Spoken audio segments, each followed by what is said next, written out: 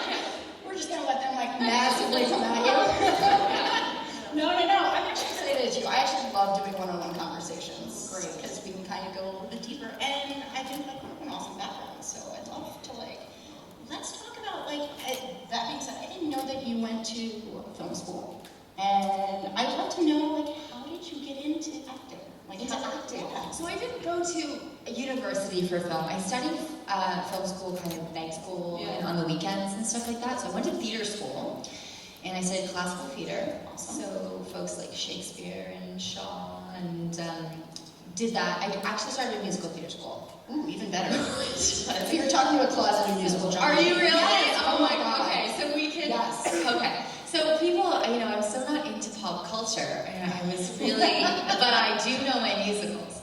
But I went to musical theater school, and about 6 months in, I had a teacher, my acting teacher, who pulled me aside and was like, "What are you doing here?" So I said, well, I could get some singing, dancing, I could be a bit more well-rounded because I didn't, know what the future would hold. And he said, I really think, don't tell any of the faculty this, but I really think you should leave. Not in a bad way. He said, he said not in a bad way. He says, I just don't think you're going to rise to your potential as an actor at this school. That's awesome. Because I was wasting half my day dancing ballet, and I was never going to be a ballerina. It was never going to happen. So I switched. Awesome. I did another first year at a different theater school, and I did 3 more years there. And then after I was done school, I really wanted to learn more about producing. So I did a program at a college called Humber in Ontario, and I did a. I have the piece of paper somewhere. I have some sort of certificate in. No, I have like a certificate in film production and media management or something like that. Clearly, it's very important to me. I really wanted to start my production company. I always knew from a young age, because I have such a busy mind and I love business, I always knew from a young age that I needed to make my own work. Because I had no idea this easily could not have happened to me, and I think if you're not making your own work, then you're just constantly as an actor waiting for the phone to ring, which is a really horrible feeling. So that was kind of my way. And I also just, I wanted to direct as a kid, and that was another way for me to do that. And you're checking all those Did boxes. I answer any of your questions? No, absolutely. Sometimes I'm answering things and I'm like, what was the question? Okay, great. Okay. So let's add on that. What drew you to Cop, which, by the way, I mean, I'm not an actor in any way, shape, or form, but there's not many, like, demon hunting deputies with a killer last name roles that, like, roll on by for actors. Which is so fun. I mean, I was really struggling when I booked Nicole. I was driving for Uber, and I was about that night, seriously. Wow. And I was about to go, not that it's like, it was great. You had amazing great stories. job. I had amazing stories, and as an actor, it was really good because I'm fascinated by people, so I got to meet a lot of really interesting people. And I was about to go, the day I booked Nicole, I was about to go and serve beer samples with my ex. So it was a bad day, basically. It turned into a really, really exceptionally excellent day. But I auditioned for Winona, I auditioned for Waverly, and I loved the show, but neither of those were quite the right fit for me at the time. And then by the time, it was kind of great, because by the time I got to Nicole, I kind of thought, oh, I'm not going to get this one either. They say that's how that works. It's exactly how that works. Right? As soon as you're like, then it works out. It's amazing. It's actually really true. Like, I know people hate when people say that, but it's so true when you're like, oh, I'm not going to get it, or, you know, whatever, I'm just going to go in and do it. Or like the second you're like, if you're dating and you're like, fuck, I have to stop swearing. Yes, I swear like a sailor, so I don't know where this is going. Happening with that. I think it just blew out like half of the panel. But you know, it's like when you're dating, never think the next. That's how I met my wife. See? Yeah. This is true. Yeah. It's very, very true. So take that advice when it's just. But it's really hard because how do you take Right. the advice of giving up? What's advice of not caring? That's what I said. Or letting it go. Well, and I know, of course, it's called the fuck it moment. Where it's just like, you know.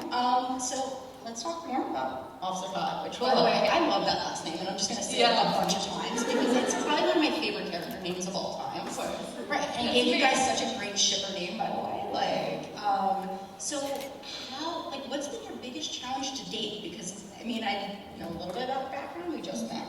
But I'm guessing you're not, like, well-versed in firearms or stunts or, like... Can you tell? Listen, I was just making a general judgment. I don't know, you know. Oh, I know. I've been told that I'm not very good at it. No, I booked Winona on a Thursday. I got to Calgary on Friday. They said, my agent called me, he said, the other funny thing was I was at the gym, and I never go to the gym. So good things happen when you do things you don't want to do. All good life advice, by the way. And I remember my agent saying, you have to go to Calgary tomorrow, and you have to cut and dye your hair. I don't care, shave it off. It's not my hair. It's just hair, you know. Yeah, so I went, and then I missed the firearms, because they did, so Melanie and Tim and Dom and Shamir, they all went and they did do a firearms training. I missed it by a week, which is, you know, so I actually get it. You're playing a deputy. I know, right? And the first scene we shot was that scene, it's outside, and it's where, is that Champ's truck, Waverly's boyfriend, unfortunately, you know that scene? We try to forget about him. No, right. That scene was the first thing we did, and I had to draw my gun, and I had no idea what I was doing. I had never held a gun before, and also just things like, if your partner's in front of you, you don't point the gun at the back of their head, which is really key, but it's not something you might detail think about very much. So, definitely learning curve. Luckily on set we have firearms, someone who's trained with firearms, and he taught me kind of a bit of crash course. I watched it on YouTube. I watched Police Academy on YouTube because I didn't know what else to do. Hey, you're preaching the choir here. Right? And if you don't know something, it'll probably be on YouTube. Yeah. I mean, that's what I would have done if I had to, like, suddenly learn how it was done. Speaking of your role and the job that it entails, I've been dying to ask this question. I don't know if you've been asked it before. I haven't watched every single damn movie you've been on, but I mean, I probably shouldn't. But let's just okay. So Purgatory seems to have this infinite budget when it comes to uniforms, like more than any other school town. Have you noticed that? Ironically, the only budget Right, that we the have. only budget we have is like they just, Only Nicole, right, too. exactly. So, what has been your favorite to date, and are we going to see the big hat come back? I totally. If there's anything in my power for season 4, I will ask for a return of the Stetson. Yeah, at some point. I think it would be I think great. it's iconic. are you getting another uniform? We finally arrived. Because what happened was, it was first season, and I don't know if they knew how involved Nicole would become.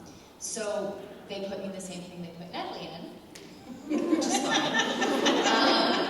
But it just, you know, it wasn't that bad. Retrospectively looking back, it actually wasn't. It was just pants. I just wanted someone to put pockets on the back of those pants. That's it. I think that's most women's problem. Anyways, it's pockets. So, and I remember every time the camera would be behind me, I was just like, oh god. Big shot of like happy ass.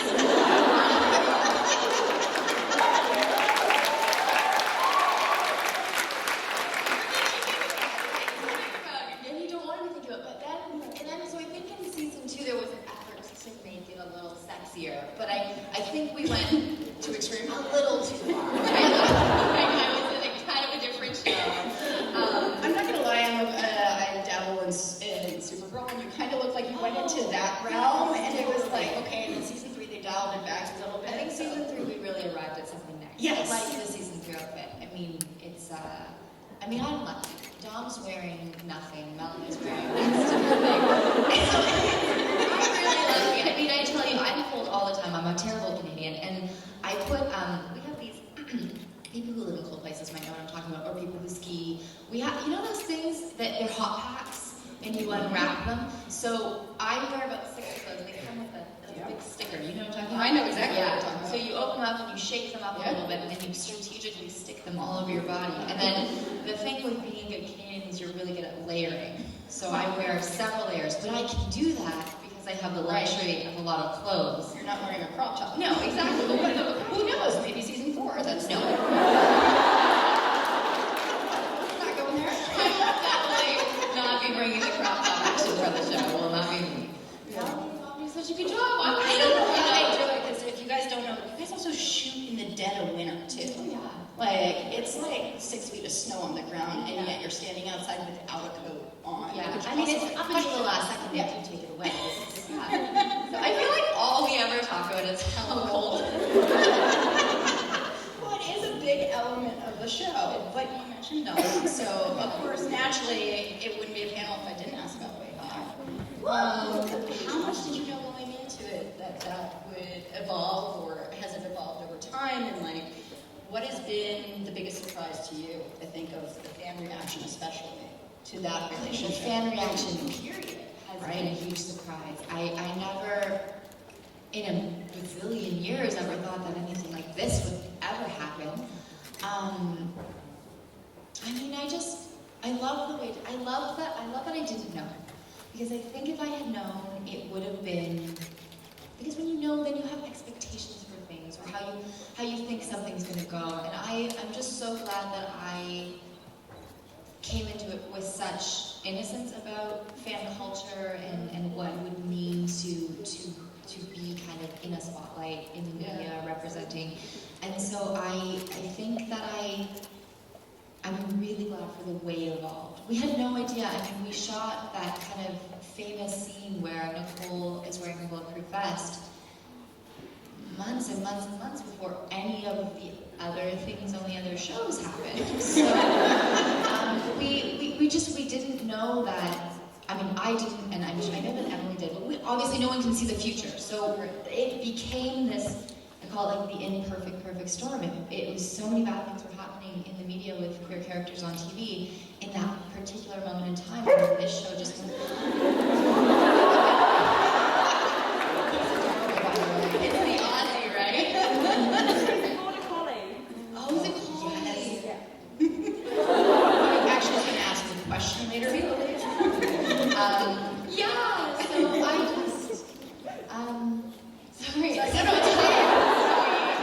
I'm a dog lover as well, so yeah, I think I'm Completely absorbing. Anyway, I'm really, really glad that I had no concept of any of this. I don't think any of us did, because I feel like the fandom and us as a community, we've grown together so organically, and I think that's what makes it so special, is because Winona has always been this little engine that could of a show, and it's because of you guys, and because of the fans, we would never have gotten more seasons.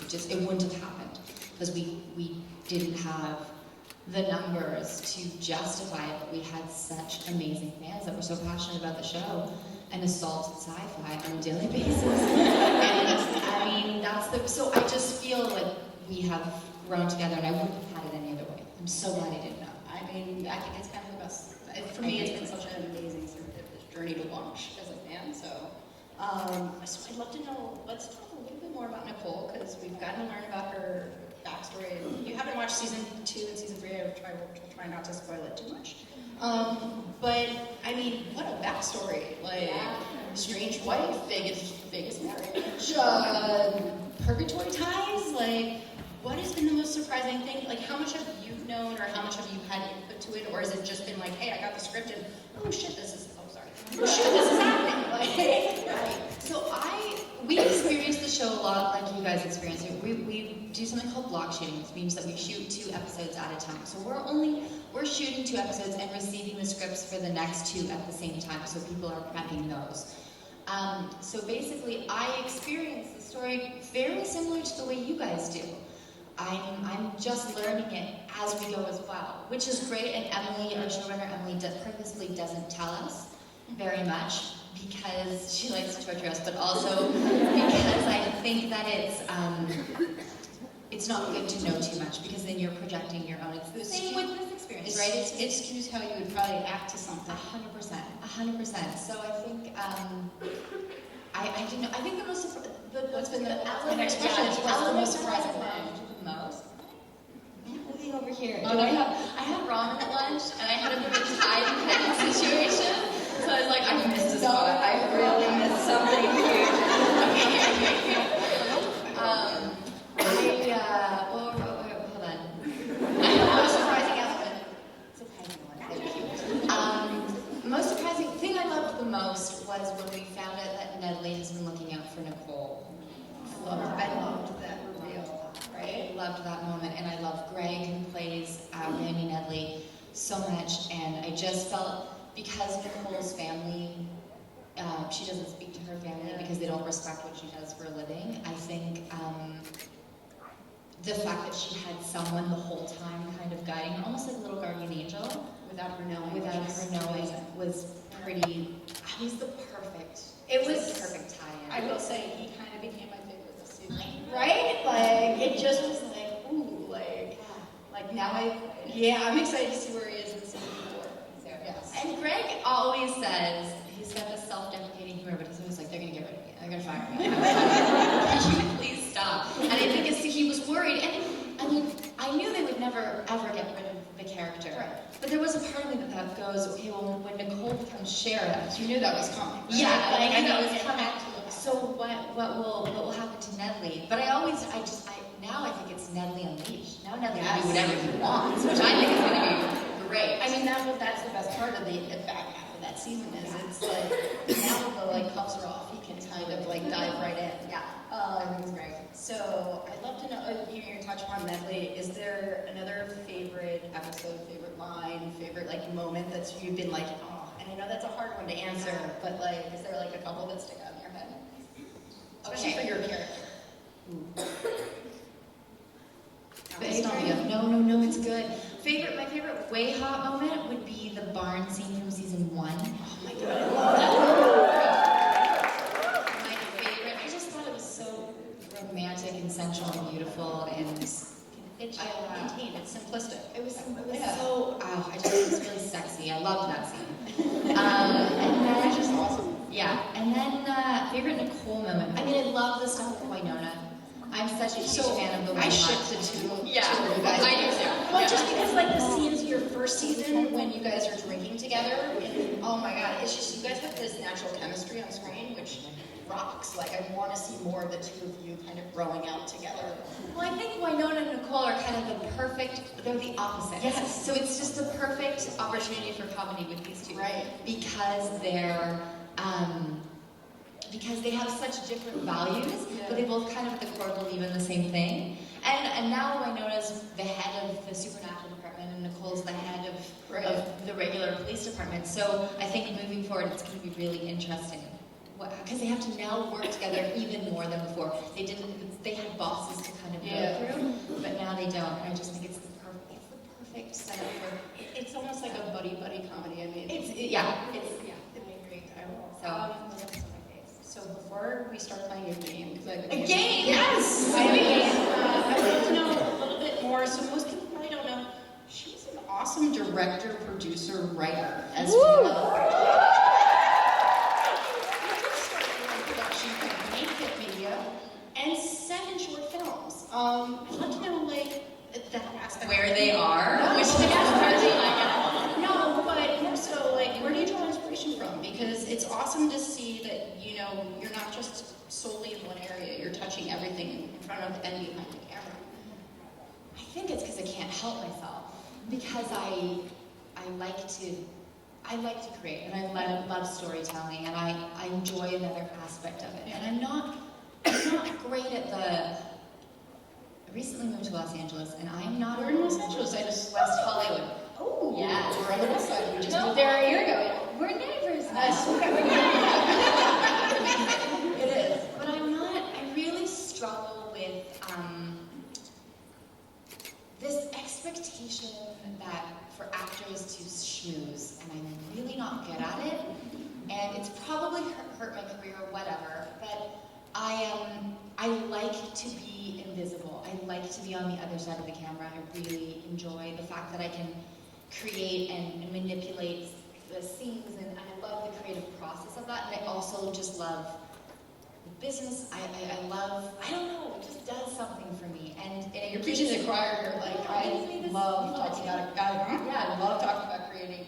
I work with creators on a daily basis. I mean, it is such a fun aspect to be on the other side of it. Yeah, and so I love this side very much, but I also, there's something special about the invisible kind of creator that I really enjoy. And I think too, the make your own work thing. I think what happened for me is I was so frustrated with waiting for the phone to ring, and I'm such a go-getter type of person that I had to start creating something, or I was going to just lose my mind. That's actually really good advice as well. Like, it is. Sometimes if you don't see something or you feel like we're not telling our right stories, go tell the story. Go do it yourself. And then inevitably, also, if you're busy and loving your life and positive, in a good space, then the good things come. It's just like the law of the universe. So, I mean, time and time again, every time something's not going the way I want it to, I step away and focus on something else, and then something starts working out for itself. I agree with you, clearly. All right, so little known fact, I'm a would you rather junkie. Okay. So I thought I came up with it, right? It's a fun game. Anyone else know what this is? And hoping this translates internationally. First question, would you rather be in a real life version of Walking Dead or Jurassic Park? Jurassic Park. Me too! Yeah, really? Don't get me wrong, zombies are very fascinating, but dinosaurs are dinosaurs, right? I also feel like I'd have a better chance of survival. Like, just thinking from like a survival standpoint, like... Really? Yeah. I mean, my first thought was just because I was cool. Right? That's survival should be weird. Space Ghost is cool too, like, but then the survival factor. Would there be as many dinosaurs as zombies? I don't know. That's a good question. That might change my answer. Those guys are slow moving. I think dinosaurs are hard to fight off. Yes. But, I mean, they're dinosaurs. It's so cool. And what person wouldn't want to be in Jurassic Park? Maybe that's just maybe it wears off when they're chasing you. No, we're still like gonna be like trying to take a picture behind my back. That's already. All right. So, would you rather never use social media or any apps or your phone ever again, or never watch a movie or TV show ever again? Oh, I would get rid of the phone. I would too. Yeah. I don't think I could ever live without watching more content. What are you watching, by the way? Ooh, so I'm watching Killing Eve.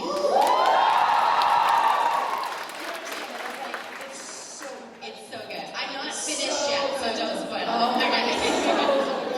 I started Marvelous Mrs. Maisel on Amazon, which was fun. What else did I watch recently? Oh, I was really into, for a while, I started Parks and Rec, which I never watched for some crazy reason. And then I was watching, oh my gosh, what is the name of it?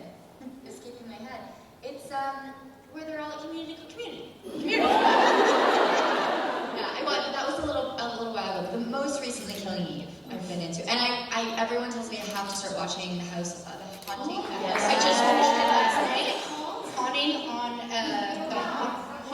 Haunting of Hill House, right? Haunting of Hill House. I knew it's not the house on Haunted Hill House. No. I always want to say.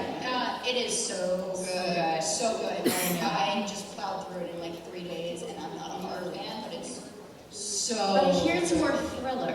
It's more thriller / family drama. Like the characters and they're so good, and the representation. Really good representation. Well, I mean, it's a side character. It's not like you guys. Like Right. it's not like but still representation, which I thought was awesome. So totally watch it. Finish Killing Eve first. And one more plug. I watched, so Shamir's brother is a show called Homecoming for Amazon. And I went to, he invited us to Julia Roberts. Yes, to premiere, and we watched the first 4 episodes, and it's awesome. I think it comes out tomorrow. It's really good. I would highly recommend checking it out. Okay, I hope everybody's writing this down. If you haven't seen these shows, you guys are watching this. All right, let's see what else I got. Would you rather be completely invisible for a day or be able to fly for 1 day? I think invisible. Interesting. I would go flying. Would you? Yeah. Oh, that would be cool. Oh, that's great. Because I find that there are ways you can make yourself almost invisible, Right. or you can hide. Yes. So, I think flying would be. I mean, I would just hit my bucket list of places I'd want to go. Where would you go? Tokyo's on my bucket list. My 4-year-old daughter and I, we have a family bucket list. So, Tokyo, South Africa. I want to go to the Giraffe Hotel. That is the Giraffe Hotel. I'm sorry, I'm totally we're sidetracking here. But there is a hotel in Africa. I think it's Kenya. And maybe does someone know the actual country? The Giraffe Hotel! Yes! I thought you said the Giraffe Hotel, which is my giraffe, where they come in and breakfast out the window. Yeah, so that is that would probably be the first place I saw. Yeah, that's super fun. I really want to go to Japan. I want to go to Tokyo. Yeah, That's that's Robot Cafe is also on my bucket list, right? Yeah. All right, I got one more, and then we're going to open up to audience questions. You guys are itching. All right, let's see which one. Ooh, this one's my favorite. Okay. Would you rather have unlimited sushi or unlimited tacos? Love eating, you guys know. Probably the tacos. Good choice. Maybe tacos are decent. I love tacos. I also love seafood, but I love tacos more. Hey, that's a hard one for me too, because I actually love those, so I would totally. This is not a good choice. I can wear a t-shirt tomorrow. It's all good. I run a very informal panel. No, because I was doing the media and they were taking pictures, and then only half an hour later did I notice that my shirt was undone, and then you start to track back and think, when did that happen? How many photos? How many photos do I have? I mean, it's just a bra. You guys have all the same bra. Well, I'd love to open it up to audience questions. Because as much as I love chatting with you, I want to let you guys ask away. So. I'll ask a question. My daughter. You can let Mike down here. Come on up to the mic. Mike's right over here. Oh, great, fab. All good.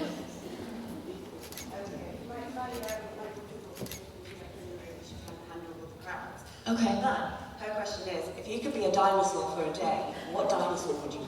Good question. I would be the I forget what it's called. My grade one teacher would be so disappointed, but the one with the really long neck. Brontosaurus. I would be Brontosaurus. Yeah, with a really long. What's the dinosaur that it's the cutest one in Land Before Time.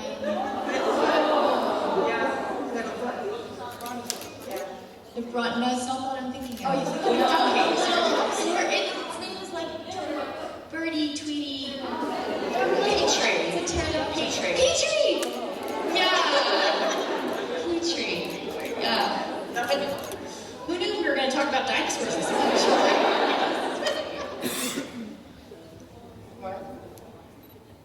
I generally like to ask super thought-provoking questions, but I thought I'd give you an easy one. What's your favorite board game?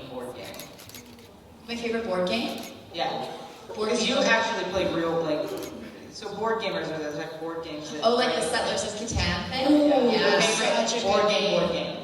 Board game. So not, okay, well, as a side note, not a board game, but I just purchased, What Do You Meme? So I'm gonna play this. It's really fun.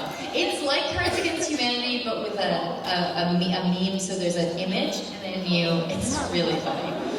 But that's like simple. But I love Settlers of Catan. I mean, I was super, does Monopoly count? No. Yes. Doesn't count.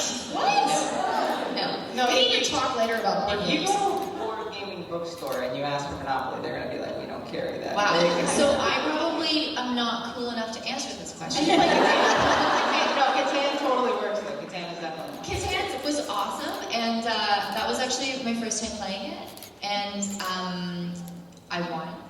I beat Tim. Nicely done.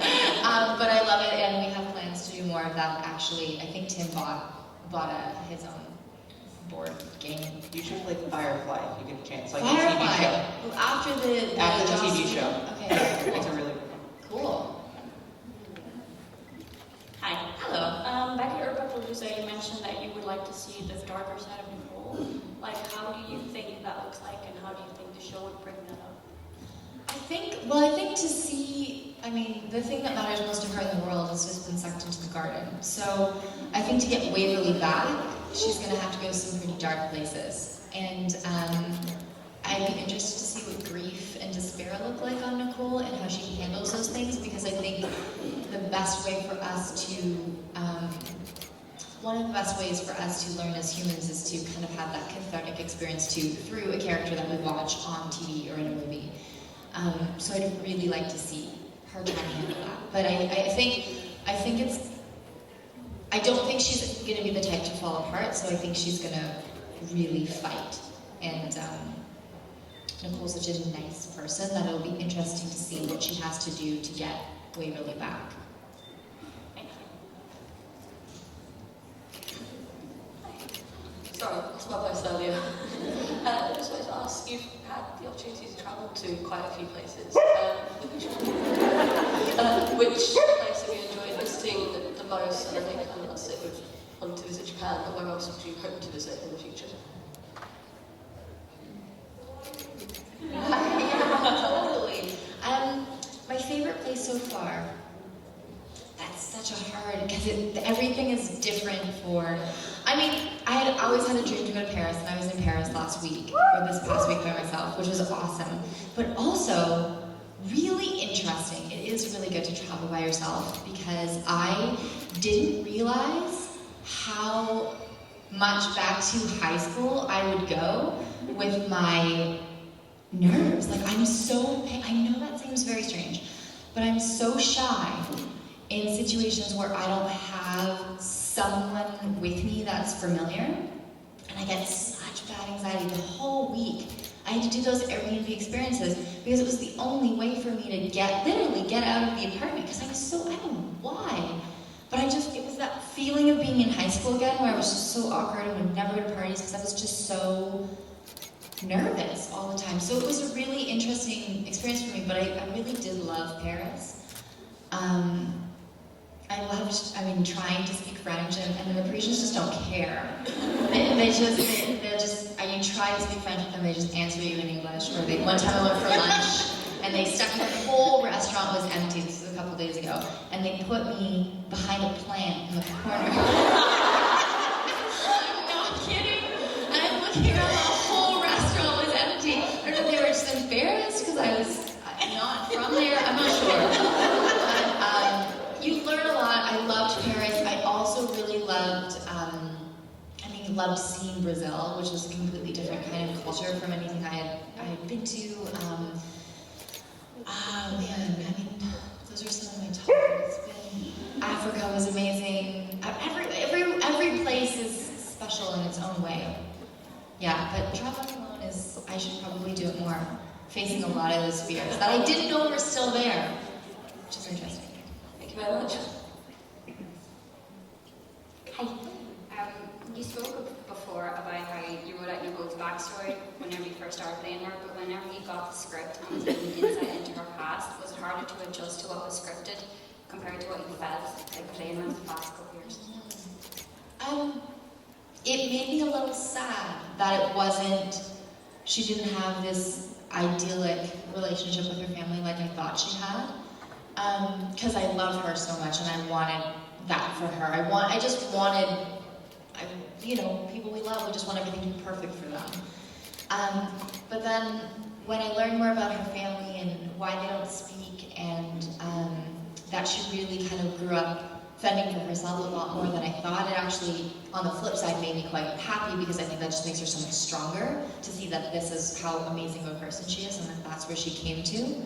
I think was really inspiring. So it was different, because at first I was like, oh, well, that's shitty. I just wanted her to have this blissful past, but it's good that she doesn't, because it's amazing. It's more interesting as a character, and it's more inspiring as an audience to watch someone who's come from that to get to where she is now, which I think is a pretty awesome human being. So,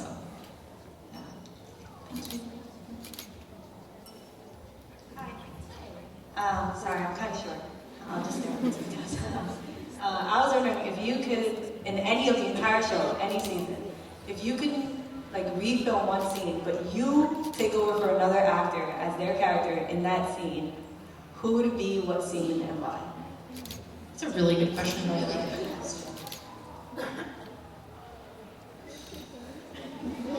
You also have such a good cast that there's so many people. I would love to do something as Bobo. I just think that would be so fun. With the fur coat or without? With the fur coat, of course, yes. I love the idea of playing villains, and what I love so much about the way villains are written on Winona Earp is that you always know why they're doing what they're doing. Because villains, they're in their head, they're not like, I'm the bad guy. That's the sign of a good villain. Right, Is that they think they're doing good. They're doing good, because that's what. That's why I think some of the villains on our show are so interesting. I would love to do Bobo's scene. I would love to do the scene, one of Michael's, You've Moved. He's dying to meet you. One of Michael's first scenes where he's up against Doc and he's not wearing his shirt. He's wearing it. Do you guys know the scene I'm talking about? He's rousing all the revenants. I've always wanted to do like a hear me Sparta kind of moment. Yeah. So haven't gotten one of those yet. I would love to do. Hey, there's season 4. Season 4. Yeah, absolutely. Thank you. Thank you. Hi. You've been such an amazing ally to the community. I was wondering what was the best or the funniest or most surprising thing you've learned about the community since starting on the show? That's another good question. Really good year. Really making me think this morning. What is the best or most surprising thing I've learned about the communities on this journey? Just to see the Winona Earp fandom come together, the LGBT community, but the whole community of Winona Earp come together and be such a safe, supportive place at a time where opening the newspaper is a really depressing thing to do.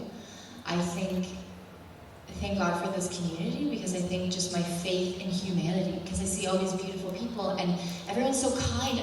The amount, if you think about all the interactions we've had with fans as cast of the show, and the amount of anything negative has been so small and not even that bad.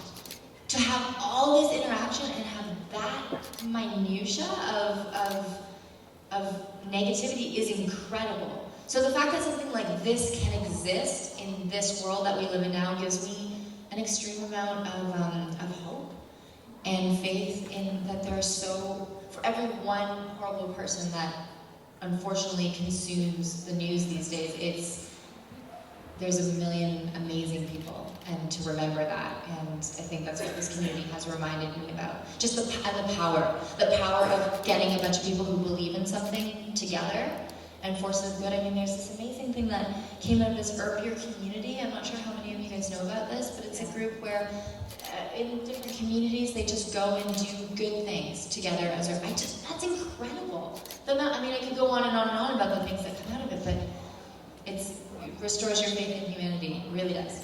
Yeah, it's incredible. I also think is the sign of your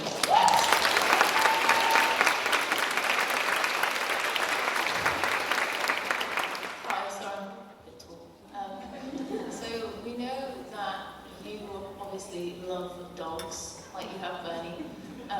In season 4 of Winona, if they gave Nicole a police dog, what would it be called and what would it be? Oh, another one. Good one. You get a Yorkie. I think that's hilarious. I always joke, like I would love to see like a police dog be like a Yorkie or a Shih Tzu. Like, That would be very cute. Or like, I would love a basset hound. oh my god, another good one. Be basset That hound. sleeps all the time. What should we call him? Maybe his name could be Lion. Basset And hound. he wears that in as well.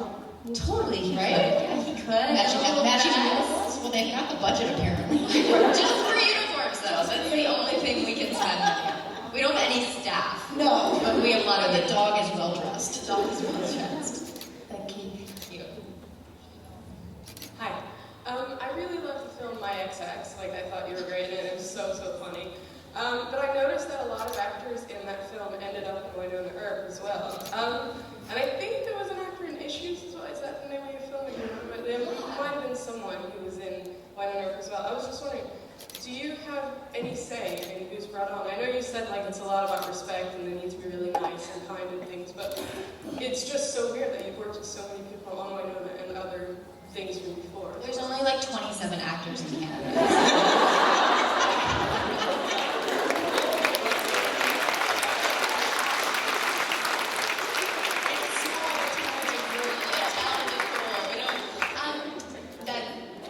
No, for serious though.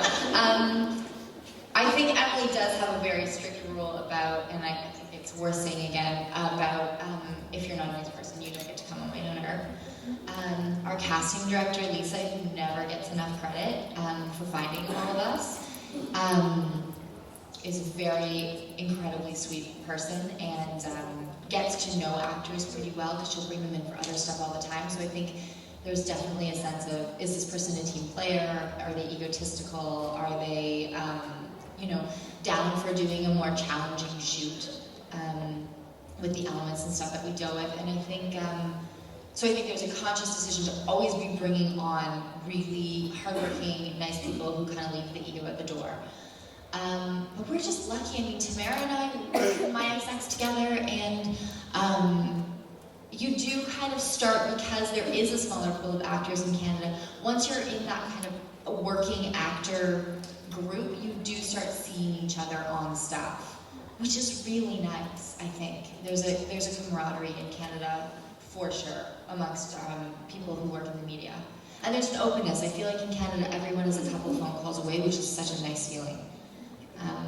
But yeah, I do think it just comes down to a big kindness thing, though, too, because there are also assholes in Canada, believe it or not. Yeah, I think that's like a global issue. yeah, it's a global issue, for sure. Even in Canada, we do have assholes. Okay, thank you. Thank you. Everyone's question is, can he have a hug? Yeah, The puppy. we hugged earlier and it was so fun.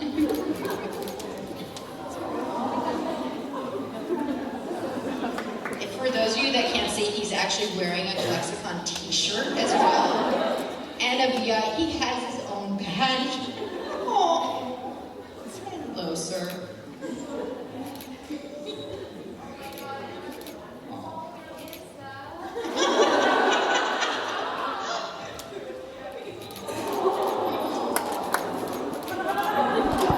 Thank you.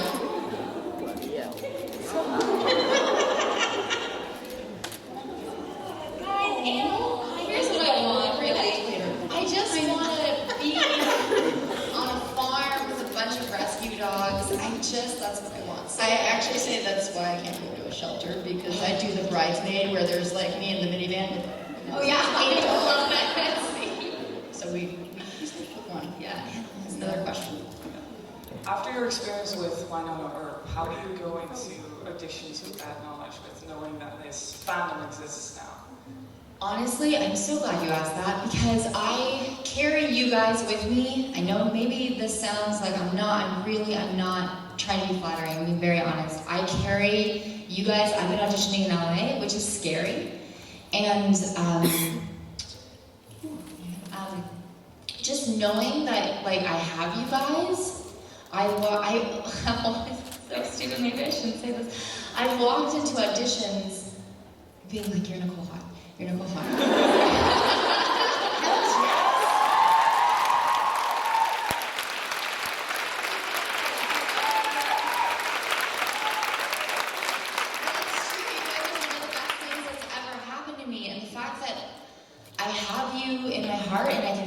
Support is like a dream, and it makes me braver every single day. Really. Always. Thank you.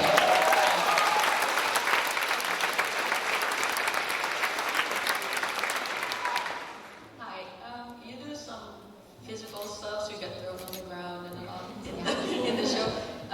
Do you ever get hurt yourself, and do you do everything yourself? Do you have like a double who does some of it? So we do both. So we have stunt doubles on the show that will do anything that they deem is too dangerous for us to do.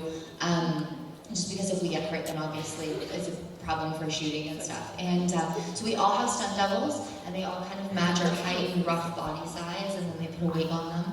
And then anything that we can do relatively safely, usually they'll let us do it, but it's up to the discretion of, we have a stunt coordinator, so that's the person who choreographs all the fights and basically decides what is too dangerous for an actor to do and what they need a stunt person. And a lot of our stunt people in Calgary, because there's a lot of horse riding there and western sports, so rodeo stuff is really popular in Calgary, so a lot of our stunt people are like cowboys, rodeo and cowgirls, and it's really badass and cool what they do. I mean, they're so tough. And they'll get thrown up with something multiple times, something that I would be way too scared to do. So yeah, so it's a bit of both. And usually when you see an action sequence, it'll be cut back between the stunt performer and us many times throughout one take from different angles and stuff. Yeah, Thank you. thank you. Hi.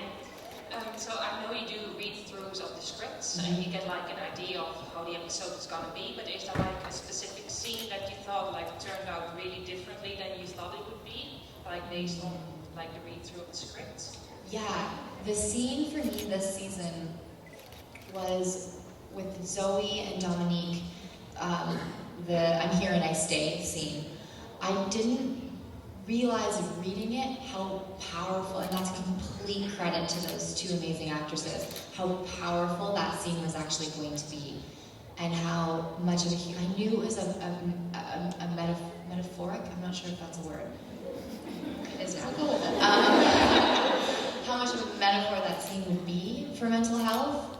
I knew when I was reading it, but to see it played out with such emotion, and it was so powerful, exceeded my expectations 1,000 times of how I read that scene.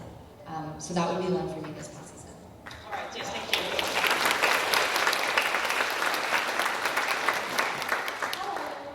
Hello. I was just wondering, so we've seen a lot of different sides and aspects to Nicole over the past 3 seasons. What has been a scene that you found has been quite challenging to film, maybe like emotionally or mentally? That's a good one too. You guys are thinking today. I think Doll's Motel Room was a challenge for me because it was really ill that day actually, and I really wanted to emotionally get there because I think as an actor you always have this sense when you read on a page, it's the scariest thing as an actor to read on a page, she cries. Or no, the scariest thing is a single tear. And they write that all the time. A single, just one. I've never seen anyone do that in real life, by the way. Like control their tears in that way. Single tear. But you always have this worry, because I wanted to do the character of Dolls and Shamir, my friend, justice, like mourning the character's death. In an authentic way. And you always have a little bit of a fear that emotionally you're just not going to be there that day, and some days you're not. But so that was the scene where I thought, I was trying not to, but I put a lot of pressure on myself to get to that emotional place, and luckily I felt happy with where it got to, but I was definitely nervous and just praying that it would be there that day. Oh, thank you so Yeah, much. thank you. Hello. I was just wondering, if you could be any supernatural creature for a day, not like acting, like actually be a supernatural creature, what would you choose? Sorry. Question 2. Any supernatural creature? They're really trying to stump you today. They really are, like, I mean, I want to say like a phoenix. Can I be a phoenix? I'll be a phoenix, okay. Yeah. Same actually. Sweet, yeah. Good creature to pick. Why not? Rise from the ashes. Right. Yeah. Hi. Hi. I look up to you, and you don't have to answer this, but soon I will be going through grief. And I was You will be wondering- sorry? I'll be going through grief, losing a loved one soon. And I was wondering if you have gone through it, and how did you cope? If I've gone through, was it grief you said? Yeah. Grief. Ooh. I am really sorry that that's happening in your life. I'm really sorry. Grief is tricky. I think the thing about grief is that it's such a part of life. I think if we didn't have grief, we wouldn't have joy, because they're at the opposite ends of the spectrum from each other.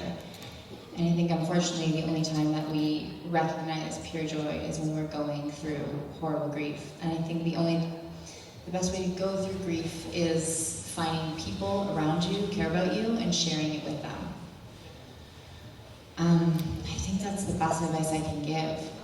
I think the thing about grief too, and yes, I have gone through grief, the thing about grief is that there's no quick way through it, and that's one of the worst parts of it. I think living in the grief, acknowledging it, and not being afraid to process it is probably the healthiest way that you can do it, if that makes sense. And not being afraid to talk about it.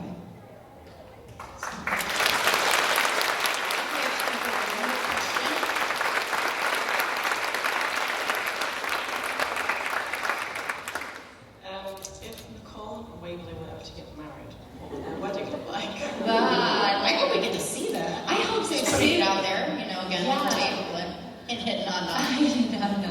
I think it would be intimate and small. I think it would probably be on a homestead with a few people that they love, and then I think they would go on a rockin' honeymoon. Like a world tour that involved camping and beaches and sleeping under the stars. Can that be a spin-off? Sure. We can do that, yeah. Follow-up question. It's a great question. Would you wear a pantsuit or would you wear a dress? I know, I'm just asking. I'm a pantsuit. I think my interpretation would totally be a pantsuit. Yeah, absolutely. Before you go, because I could probably talk to you forever. Okay. One more question. I would love to know, what is the one thing that you want people to take away from meeting you? Man! Sorry, I just stop one more time. Wow, what a great question. No, I really want to think. I think I'm gonna ramble because I can feel the ramble, but there will be a point that will land on. We can just talk out loud. I think I try very hard to. I hope people take away that everyone is important and equal, and we're all just people. I'm the same. Just because I have this weird job doesn't make us any different. And I hope you take away from these weekends and from meeting me a sense of pride of who you are, a sense of community, and a sense of that we got to connect on a human level, that we're just kind of two spirits passing by, and that we're all the same.